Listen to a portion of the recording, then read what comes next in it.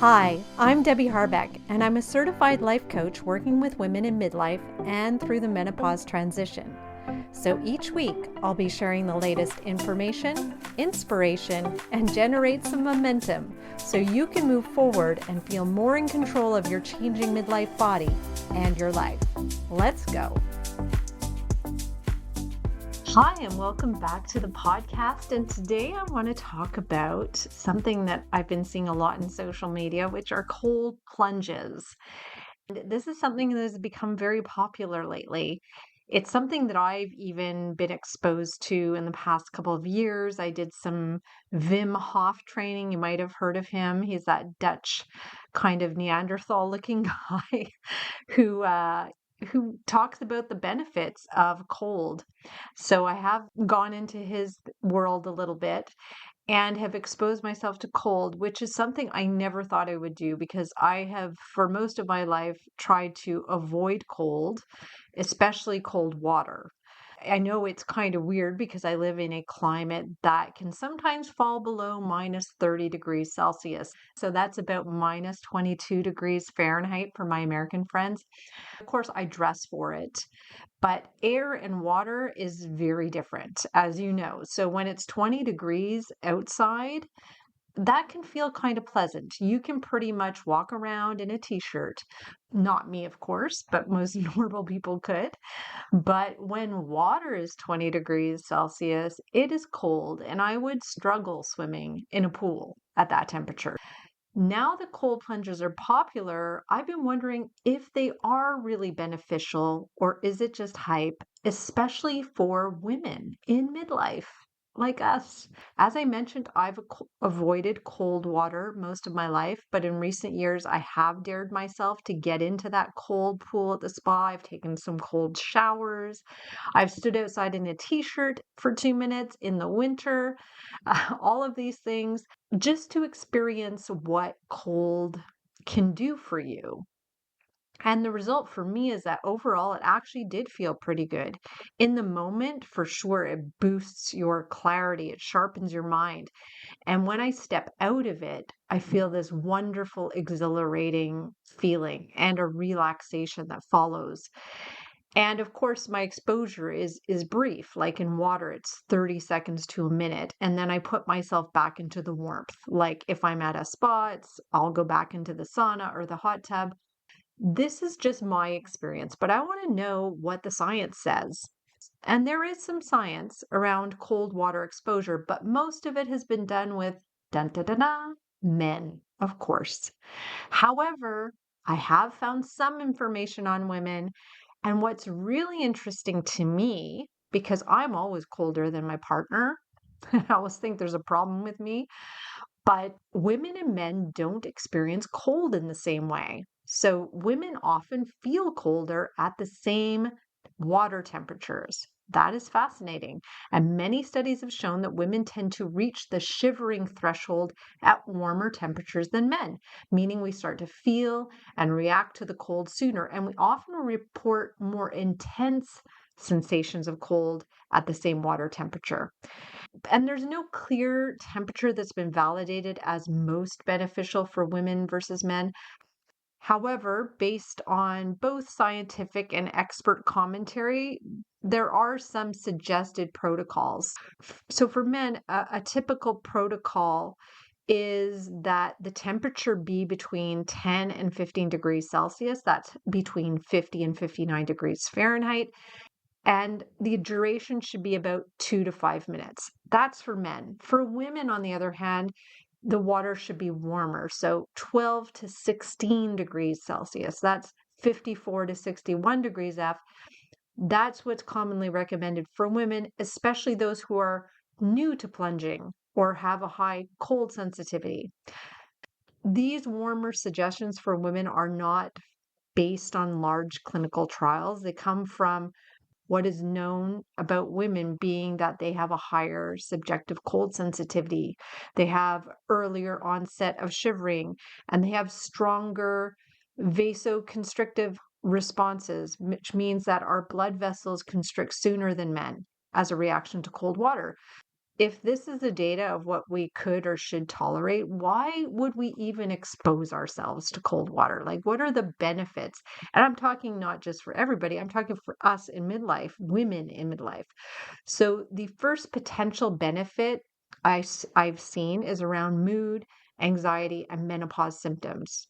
So, one of the most relevant pieces of data right now for midlife women comes from a very large survey of 1,100 cold water swimmers, many of them women around menopause age. I think the average age for this study was 49. Participants reported improvements in anxiety, in low mood, in mood swings, and in hot flashes with regular cold water exposure. And in particular, what I noticed from this study was that it was cold water that was outdoors in nature. So that could also be part of the benefit as well. And of course, this particular study is based on self-reported data. It's not a controlled study, but it's a large enough sample. And the fact that mood improvements are consistently reported across multiple studies, it's not irrelevant. So this is something to consider. A separate review found that cold exposure was associated with lower perceived stress and improved quality of life, particularly not in the moment, but several hours after you expose yourself.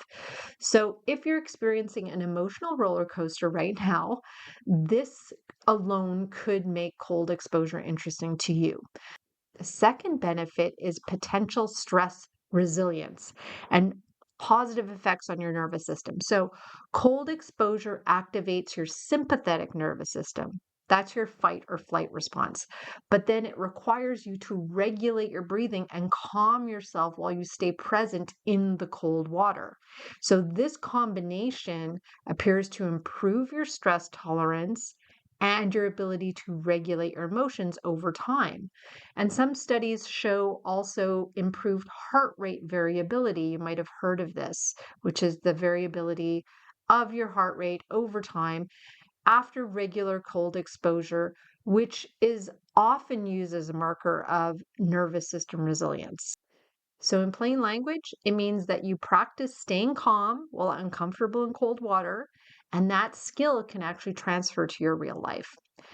And finally, sleep and overall well being seems to improve with cold exposure. So, several studies and reviews note improvements in sleep quality and perceived well being, especially when the cold exposure is done earlier in the day rather than in the evening. Again, this isn't magic, but it is very meaningful information. Now, of course, there are some contraindications to be aware of to cold water exposure. And the first, which you might have thought about, is cardiovascular stress. Cold water triggers an immediate cold shock response. As you know, if you've ever been in very cold water, your breathing rate goes up, your heart rate goes up, you spike your blood pressure. And for healthy individuals, this is usually well tolerated. But for people who have high blood pressure, who have heart disease, who have arrhythmias, this can be risky. So this is not something to push through. Yeah, it sounds like a great thing for our health, but it's not worth the risk if cardiovascular issues are a problem for you. Secondly, the evidence is not as strong as social media might suggest. So despite all the claims out there, there's not enough high quality evidence that show that cold plunges lead to things like disease prevention, or that it enhances the functioning of your immune system, or that there are any metabolic benefits from cold plunging alone. It is a tool, though, but it's not a cure all, it's not a solution. And finally, studies show that if you're using cold baths or plunges for muscle recovery, the benefits appear to be mixed for women.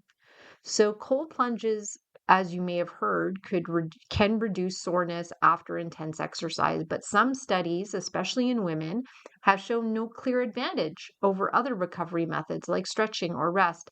And in some cases, cold exposure immediately after strength training may actually inhibit your muscle adaptation. So if your goal is strength, the timing of your plunge matters, meaning don't do it right after your workout. Now, based on everything I've mentioned here, which and the studies and the expert opinions that I've seen, I just want to share a realistic protocol for you in midlife if you want a cold plunge. So the first thing is temperature. You want to start your cold plunge at 16 degrees or 15 degrees C, no lower than that. You can go colder later if you want, but there's no prize for suffering here. The colder is not necessarily better and it might do more harm. So we don't want to go there. How long should you stay in? About 30 seconds to 2 minutes is enough. And again, more is not better here. Should you do it every day? Well, it seems that 2 to 4 times a week is plenty. You don't need to go more. And how you should get in, you want to enter the water slowly.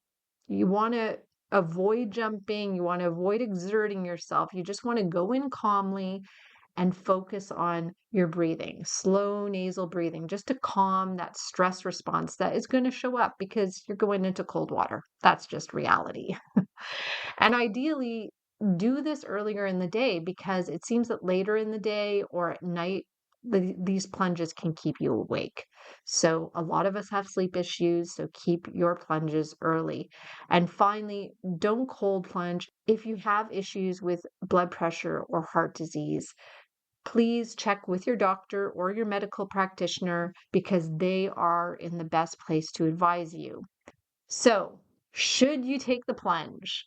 Well, I've mentioned cold plunges are not a miracle because they're not, but they can be a powerful tool for us in midlife if we use them correctly. And the strongest potential benefits for us seem to be improved mood and emotional regulation. So that's one. Uh, Reduced perceived stress, another great benefit, and a greater sense of resilience and well-being. And the key is you don't need extreme cold to get these benefits. You can get them at that 15, 16 degree C mark. It's far better for you not to put your body into too much shock. So just a check-in with yourself to know if this is good or not for you. If it leaves you feeling calm, grounded, and energized, you're probably doing it right. It might be great for you. If it leaves you shaky or exhausted or wired, then either something needs to tweak or you need to just leave it alone. And that principle applies to, of course, almost anything in our wellness. You have to know your body, and only you know what feels good and what doesn't, and what works and what doesn't. And even if people say that cold plunges are the best thing you can do for your health, if they don't work for you, there are so many other things out there besides cold plunges that can be beneficial. So it's not the be all and end all. So I hope this episode was helpful for you. If you were wondering or on the fence about should I go for a cold plunge? Is this something I really want to do? Maybe I answered some of your questions. If not, you can always reach out to me. I'm also here if you need a life coach, if you want somebody who can walk with you through menopause and through this crazy transition that we're going through sometimes. I am definitely your girl. You can connect to me through email, or you can book a call with me through the link that is always in my show notes. In the meantime, I will be coming back next week with a fresh new episode, so keep moving forward, and bye for now. Thanks for listening to this episode of the Midlife Momentum Podcast. If you want to learn more about working with me, come visit me at debbieharbeckcoaching.com. That's Debbie, I-E, Harbeck with a C, coaching.com. See you next week.